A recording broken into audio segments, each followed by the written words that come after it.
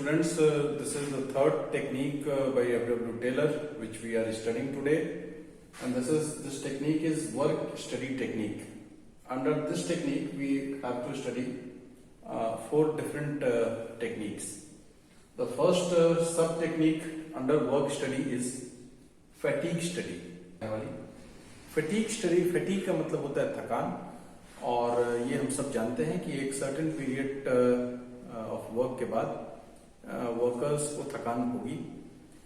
किसी भी ऑर्गेनाइजेशन में ये तय करना कि वर्क ड्यूरेशन क्या हो और उसके बाद एक रेस्ट का ड्यूरेशन क्या हो, और ये तय एक ऑब्जर्वेशन के आधार पे होना चाहिए, ना कि इस आधार पे कि मैनेजर के एक्सपीरियंस को ध्यान में रखते हुए या उनके विश को ध्यान में रखते हुए. यदि हमें अपने वर्कर्स की एफिशिएंसी को बढ़ानी है तो F.W. टेलर ने यही समझाया कि आपको अगर वर्कर्स की एफिशिएंसी वाकई बढ़ानी है तो आप एक स्टडी कंडक्ट करिए.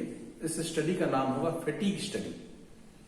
वर्कर्स कितने देर काम करने के बाद टायर्ड फील करते हैं, इसको ऑब्जर्व करके नोट करें.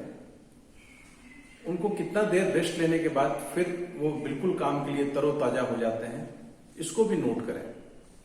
एक पीरियड ऑफ टाइम तक इस पूरे स्टडी को जारी रखें. कुछ दिनों के बाद, हो सकता है कि 25 से 30 दिन, 40 दिन या 50 दिन, एक अवधि के बाद ये सारी रिकॉर्डिंग्स को आप उससे एक एवरेज निकालिए. उसके आधार पे अब आप ये तय कर पाएंगे. अब ये जो स्टडीज होंगी, जैसे उसमें अलग अलग शिफ्ट्स बना के आप करेंगे. जैसे किसी दिन आपने उनको 8 घंटे की ड्यूटी के बाद 12 घंटे का रेस्ट दिया और फिर उनको ड्यूटी पे बुलाया. किसी दिन आपने उनको 8 घंटे की ड्यूटी के बाद 8 घंटे के ही रेस्ट के बाद बुला लिया, किसी दिन 6 घंटे के रेस्ट के बाद ही बुला लिया. तो ये अलग अलग आप इसको ऑब्जर्व करें. उसके सामने ये भी लिखें कि जिस दिन आपने 6 घंटे में ही बुला लिया उस दिन वो कैसा उन्होंने काम किया, कैसा दिख रहे थे, कैसे दिख रहे थे, फ्रेश दिख रहे थे, टायर्ड दिख रहे थे. जिस दिन आपने उनकी शिफ्ट 12 घंटे की कर दी और फिर उनको 10 घंटे के रेस्ट के लिए भेजा तो क्या ऑब्जर्वेशन था. इन सभी चीजों को आप रिकॉर्ड करते चले जाएं. इस तरह से जो आप स्टडी कंडक्ट करेंगे, इस स्टडी को साइंटिफिक, यही अप्रोच साइंटिफिक अप्रोच है और इसी की बात फटीग स्टडी में की गई. इन सभी ऑब्जर्वेशंस को नोट रिकॉर्ड कर लेने के बाद आप इस नतीजे पे पहुंचे कि उनके लिए काम करने की अवधि कितनी होनी चाहिए और आराम करने की अवधि कितने देर की होनी चाहिए. मैं समझता हूं स्टूडेंट्स की we are very clear about the fatigue study. This is what that has been described in the fatigue study, that there should be a study which should be conducted by the manager. The manager should conduct this study in order to find out that what is the duration of work that should be fixed, what is the rest duration that should be fixed. In between there should be small pauses. What should be the frequency of the small rest pauses during the work. All these things should be fixed on the basis of an extensive study that should be conducted on the basis of observations made by the manager. The manager, on the basis of all the observations, should calculate the average, and on the basis of these averages, this decision should be formulated. The frequency, mind the spelling mistake. The frequency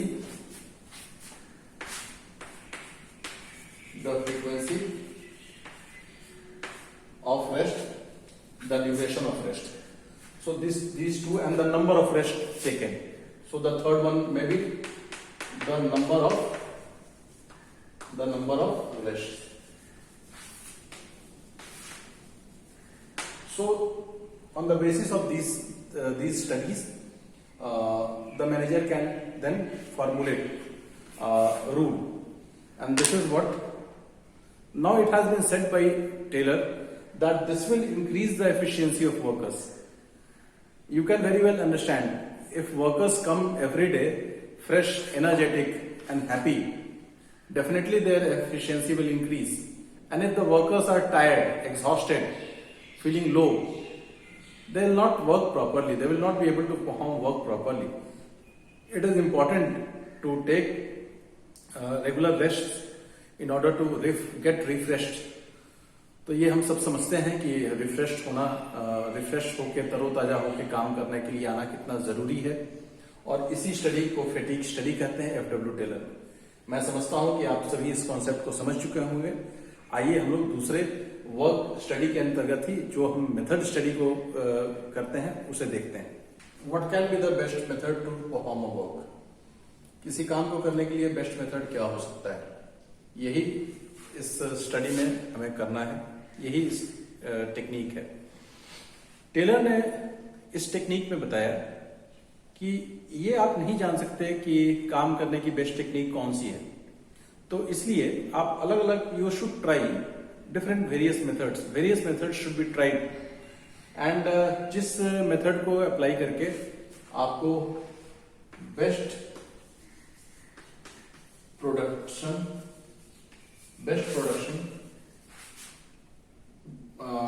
with minimum cost, जिस method से आपको ये मिलता है उस method को आप मान लीजिए कि that is the best method, that is the best way. The method study says that there should not be any rule of thumb that should be applied while deciding that how the work will get done. So the method of doing a particular work should be based on the scientific approach. Studies should be conducted by applying and implementing various methods of work to be done. Once these various methods of work have been implemented, the best method will be that method where good quality of product is getting manufactured with minimum cost.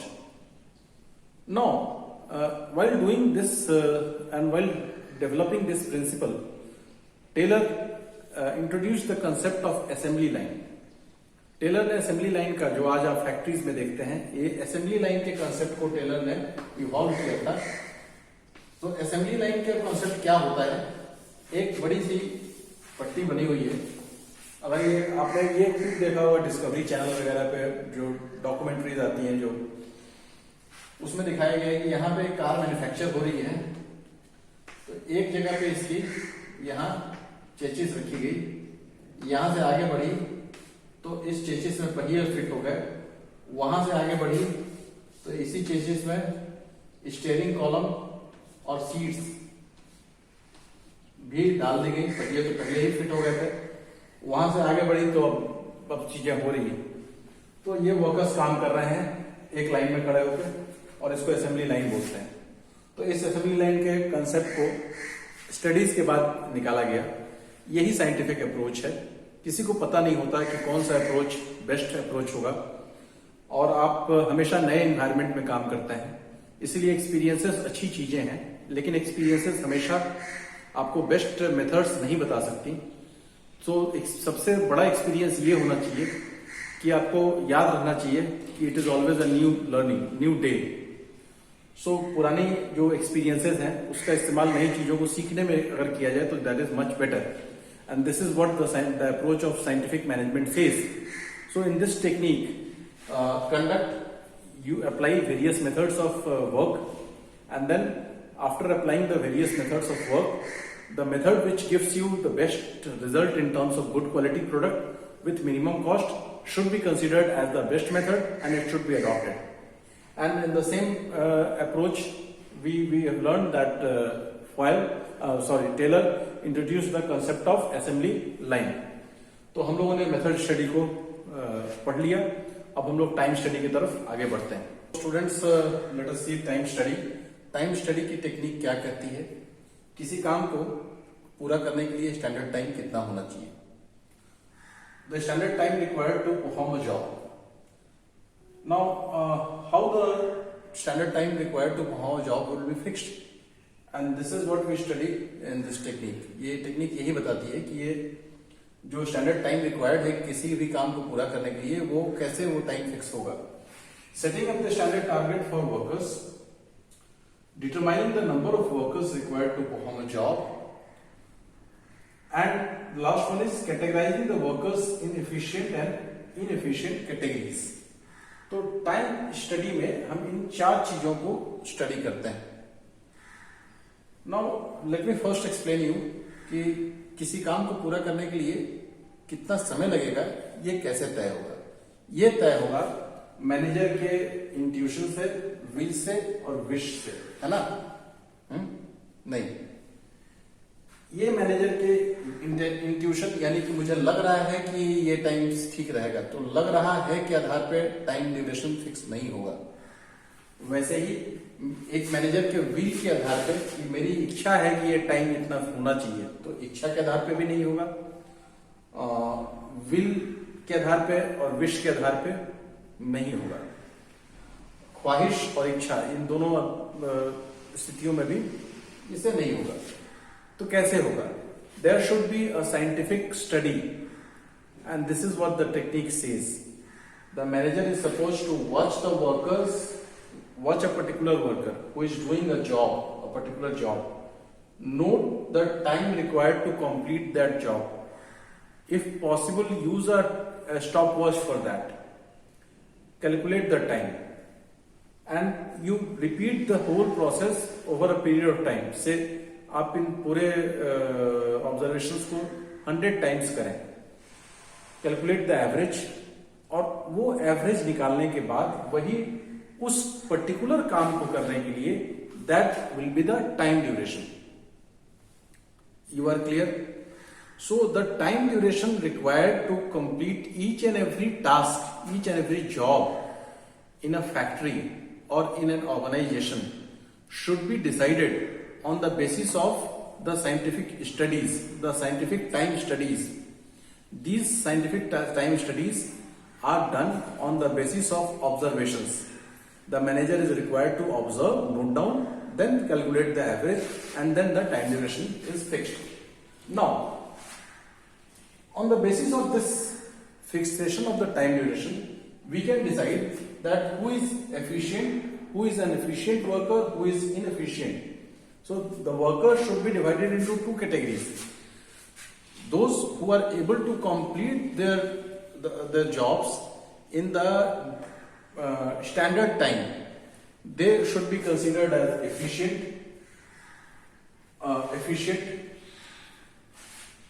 Those who are unable to complete a particular job in the specified standard time duration, they should be categorized as inefficient. Students, why this categorization is important? ये categorisation इसलिए important है क्योंकि हम लोग जो अगली technique देखने वाले हैं वहां पे इसकी बहुत जरूरत है। तो हम लोग डिफरेंशियल वेज सिस्टम को जब समझेंगे तो वहां इसको हम समझ लेंगे कि एफिशिएंट और इनएफिशिएंट में कैटेगराइजेशन के क्या फायदे होते हैं। तो मैं समझता हूं कि ये टाइम स्टडी को हमने समझ लिया कि it is about the standard time required to perform a job, setting up the standard target for workers, and the targets which are set, they are based on the time study, which is a scientific process. Determining the number of workers required to perform a job. Yeah, very true. जब आप एक काम को पूरा करने में एक व्यक्ति को कितना समय लगना है ये तय कर लेंगे, तो पूरे काम के लिए कितने लोगों की जरूरत पड़ेगी ये भी आप तय कर लेंगे। तो ये टाइम स्टडी के बहुत फायदे हैं और ये सारी टेक्निक्स जो पढ़ी जा रही हैं, जो टेलर ने दी हैं, ये सारी टेक्निक एफिशिएंसी को बढ़ाने वाली टेक्निक्स हैं। और हम लोग जानते हैं कि टेलर ने ये कहा कि ऑब्जर्वेशंस के आधार पे एफिशिएंसी को बढ़ाया जा सकता है। तो यही सारे ऑब्जर्वेशंस हैं। आइए चलते हैं दूसरी टेक्निक को देखते हैं। हम लोगों ने फटीग स्टडी से पढ़ना शुरू किया था। जो वर्क स्टडी में 4 हम लोगों ने सब टॉपिक्स लिए थे जो कि टेलर के टेक्निक्स में बताए गए हैं। तो fatigue study, method study, time study और ये मोशन स्टडी, ये बहुत इंपॉर्टेंट है, फटीग के साथ जुड़ा हुआ है। अगर वर्कर्स बहुत ज़्यादा उनकी मूवमेंट्स इस तरह की हों जो प्रोडक्टिविटी से जुड़ी हुई ना हो, तो बहुत ज़्यादा अननेसेसरी, अनावश्यक मूवमेंट्स के कारण वर्कर्स जल्दी थक जाएंगे और इस तरीके से फटीग बढ़ेगी और एफिशिएंसी घटेगी। तो इसको टेलर ने इस टेक्निक में बताया कि इसको कम किया जा सकता है अगर अनप्रोडक्टिव मूवमेंट्स को कम कर दिया जाए और अनप्रोडक्टिव मूवमेंट्स को साइंटिफिकली ऑब्जर्व किया जाए, ये देखा जाए कि कौन सी मूवमेंट काम करने के दरमियान जरूरी नहीं है और उस मूवमेंट को कम किया जाए। स्टूडेंट्स, आप को जान के ये बहुत अच्छा लगेगा कि टेलर ने काम करने के दरमियान अपने एक एसोसिएट के साथ उन्होंने इस तरीके से काम किया कि जहां जिस प्रोसेस में वर्कर्स की 18 मूवमेंट्स थी वो रिड्यूस होकर 5 मूवमेंट्स पे आ गई। तो लेट अस पहले ऑब्जेक्टिव देख लेते हैं। मोशन स्टडी, नाम से ही पता है कि मोशन को कैसे कंट्रोल करना है। तो मोशन स्टडी के ऑब्जेक्टिव्स क्या हैं, इसको जरा देख लेते हैं, फिर मैं इसको एक्सप्लेन करता हूं। To determine the movements of workers when they are performing the job. Motion study का यही महत्व है, यही इसका लक्ष्य है। To differentiate between productive and unproductive movements. ऐसी कौन सी मूवमेंट्स वर्कर्स कर रहे हैं जिनकी जरूरत बहुत ज्यादा नहीं है और उन मूवमेंट्स को कैसे कम किया जा सकता है, इसकी स्टडी है motion study. For cutting down unproductive and wasteful movements. वैसी मूवमेंट्स जिनका काम से बहुत सरोकार ना हो, जिनको कम किया जा सकता हो, हटाया जा सकता हो, उन मूवमेंट्स को इस स्टडी के द्वारा फाइंड आउट करना कि कौन सी ऐसी मूवमेंट्स हैं जो कि वेस्टफुल हैं, यूजलेस हैं, उन मूवमेंट्स को कैसे हटा दिया जाए। To design suitable equipment and tools to minimise the unproductive movements. Unproductive movements को मिनिमाइज करने के लिए आप सुटेबल इक्विपमेंट डिजाइन करें, टूल्स करें। ये सब कुछ इस मोशन स्टडी के ऑब्जेक्टिव्स में है। फॉर एग्जाम्पल, एक प्रोसेस में वर्कर्स को बहुत ज्यादा झुकना पड़ता था, झुक के बार बार टूल्स को उठा के फिर रखना होता था। ये बहुत छोटी सी एक रिक्वायरमेंट थी कि वहां एक टेबल लगा दिया जाए, उसके ऊपर अपने टूल्स को वो रख सके, इससे उनको झुकना कम पड़ेगा। लेकिन इसके पहले शायद किसी ने उसके ऊपर नोटिस नहीं किया हो, या शायद ये ऐसा मान लिया गया हो कि ये बहुत छोटी सी बात है। और मैं एक एग्जांपल आपको बताऊंगा, और ये थोड़ा सा फनी है, लेकिन थोड़ा सा एलिमेंट ऑफ फन भी ऐड होना चाहिए। बहुत सारे स्टूडेंट्स जो लॉजेस में, बहुत सारे टीचर्स, वर्कर्स रहा करते हैं, उनको बैचलर्स रहा करते हैं, उनको देखा गया है कि वो अपने मॉस्किटो नेट्स, मच्छरदानियों का जो प्रयोग करते हैं उसके लिए रस्सियों को लगाते हैं, और प्रतिदिन रात को आधे घंटे का ये एक स्ट्रगल उनका होता है, जबकि वो अलग अलग ढूंढ रहे होते हैं जगह कि कहां से कौन सी रस्सी हम लगाएं, और ठीक तरीके से वो लग भी नहीं पाती है। इसके बजाय ये बहुत एक बड़ा सिंपल अप्रोच है कि एक टूल ले लिया जाए, वहां पे कुछ डंडे लगा दिए जाए, और रोज का आपका जो 10-15 मिनट का समय वेस्ट हो जाता है वो वेस्ट भी नहीं होगा, आपकी एनर्जी भी नहीं जाया होगी। तो इस छोटे से एग्जाम्पल को आपने बहुत एंजॉय किया होगा, क्योंकि ये आपने कई जगहों पे देखा होगा। इसी तरीके से फैक्ट्रीज में भी कई बार छोटी छोटी बातों पे ध्यान नहीं जाता है मैनेजर्स का, और उस जमाने में तो बिल्कुल नहीं जा रहा होगा। तो इन छोटी छोटी चीजों को जब आप इम्प्रूव करते हैं तो उससे ही काफी बड़ा फर्क पड़ता है। तो बड़ा फर्क डालने के लिए ये अनप्रोडक्टिव मूवमेंट्स को के हिसाब से आपको टूल्स डिजाइन करने होंगे। सो स्टूडेंट्स, इससे क्या हुआ कि इन सभी स्टडीज के कारण जब आप वर्कर्स के अनप्रोडक्टिव मोशन को कम कर देते हैं, मिनिमाइज कर देते हैं, उनके बेंडिंग मूवमेंट्स को कम कर देते हैं, तो फिटीग कम होगा, उनको थकान कम होगी, उनकी एफिशिएंसी बढ़ जाएगी, और एफिशिएंसी बढ़ेगी तो ये बहुत अच्छा होगा। तो इस हिसाब से हम लोगों ने we have finished the topic of work study. हम लोगों ने वर्क स्टडी में फिटीग को देखा, मेथड को देखा, हम लोगों ने टाइम स्टडी को देखा, and we have study motion study. हम लोगों ने इन सभी स्टडीज टेक्निक्स को देख लिया। Now let us move to the next technique of Taylor.